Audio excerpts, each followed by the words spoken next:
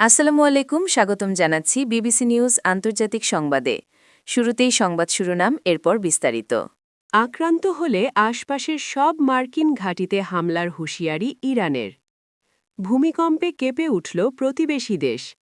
পর্ণ সাইটে নিজেকে আবিষ্কার করছেন অতিথিরা। জুনের মধ্যে ইউক্রেন যুদ্ধ বন্ধ চান ট্রাম্প, জেলেনস্কি। দর্শক, এতক্ষণ শুনছিলেন সংবাদ শিরোনাম। এখন বিস্তারিত। আপনি যদি ইসরায়েলের ধ্বংস চান এবং মুসলিমদের পাশে থাকেন, তাহলে ভিডিওতে লাইক করে চ্যানেলটি অবশ্যই সাবস্ক্রাইব করে দিবেন এবং আপনার মূল্যবান মতামত অবশ্যই কমেন্টে লিখে জানিয়ে দিবেন। এখন বিস্তারিত। আক্রান্ত হলে আশপাশের সব মার্কিন ঘাঁটিতে হামলার হুঁশিয়ারি ইরানের।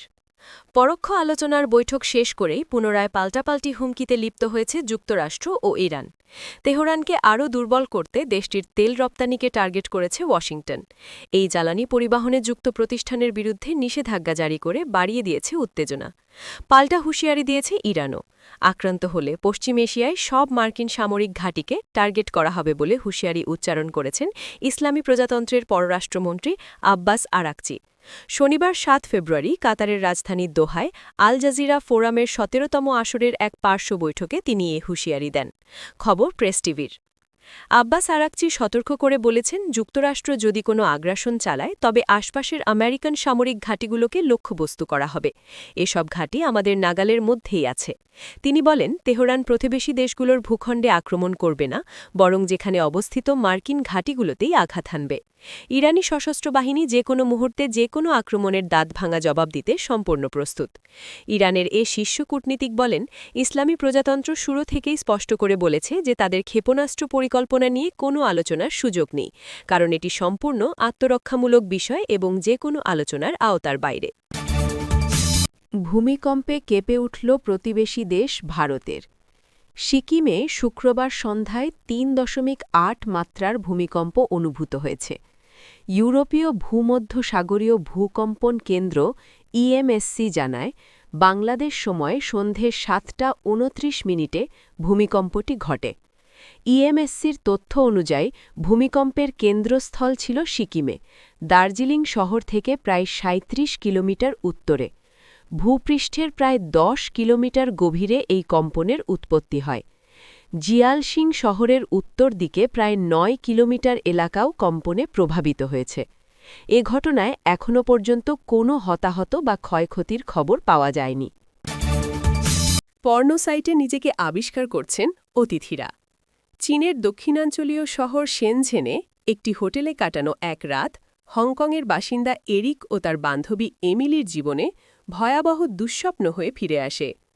৩ সপ্তাহ পর এরিক জানতে পারেন, হোটেল কক্ষে তাদের ব্যক্তিগত মুহূর্ত গোপন ক্যামেরায় ধারণ করা হয়েছে এবং তা হাজারো মানুষের সামনে সরাসরি সম্প্রচার করা হয়েছে। চাঞ্চল্যকর এক অনুসন্ধানে বিবিসি জানিয়েছে, যে অনলাইন চ্যানেল ব্যবহার করে এরিক একসময় পর্নোগ্রাফি দেখতেন, সেই মাধ্যমেই এবার তিনি নিজেকে শিকার হিসেবে আবিষ্কার করেছেন। এরিকের ভাষায়, তিনি প্রথমে বিশ্বাসই করতে পারেননি। ভিডিওতে দেখা যাচ্ছিল হোটেল কক্ষে ঢোকা, ব্যাগ নামানো, আলো জ্বালানো, এমনকি যৌন সম্পর্কের দৃশ্য। সবই তাদের অজান্তে ধারণ করা হয়। খবরে বলা হয়, চীনে পর্নোগ্রাফি তৈরি ও বিতরণ আইনত নিষিদ্ধ হলেও তথাকথিত স্পাই ক্যাম পর্ন সেখানে অন্তত ১ দশক ধরে সক্রিয়। বিবিসি জানিয়েছে, ২০২৪ সালের এপ্রিলে চীনা সরকার নতুন নিয়ম জারি করে হোটেল মালিকদের নিয়মিত গোপন ক্যামেরা পরীক্ষা বাধ্যতামূলক করলেও বাস্তবে সমস্যা কমেনি। বিবিসি ওয়ার্ল্ড সার্ভিসের দীর্ঘ ১৮ মাসের অনুসন্ধানে দেখা গেছে, হাজার হাজার স্পাই ক্যাম ভিডিও এখনও বিভিন্ন হোটেল কক্ষ থেকে ধারণ করে পর্ণ হিসেবে বিক্রি করা হচ্ছে। এসব কন্টেন্ট মূলত নিষিদ্ধ মেসেজিং অ্যাপ টেলিগ্রামে প্রচারিত হচ্ছে। এই সময়ের মধ্যে ৬টি আলাদা ওয়েবসাইট ও অ্যাপের সন্ধানও পাওয়া গেছে।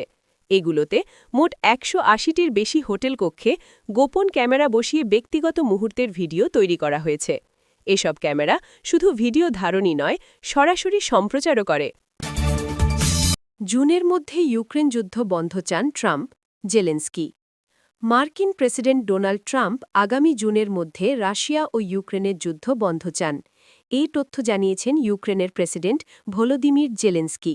তিনি বলেছেন, প্রায় ৪ বছর ধরে চলা এই সংঘাত বন্ধে একটি চুক্তিতে পৌঁছতে যুক্তরাষ্ট্র উভয় দেশকে সময়সীমা বেঁধে দিয়েছে।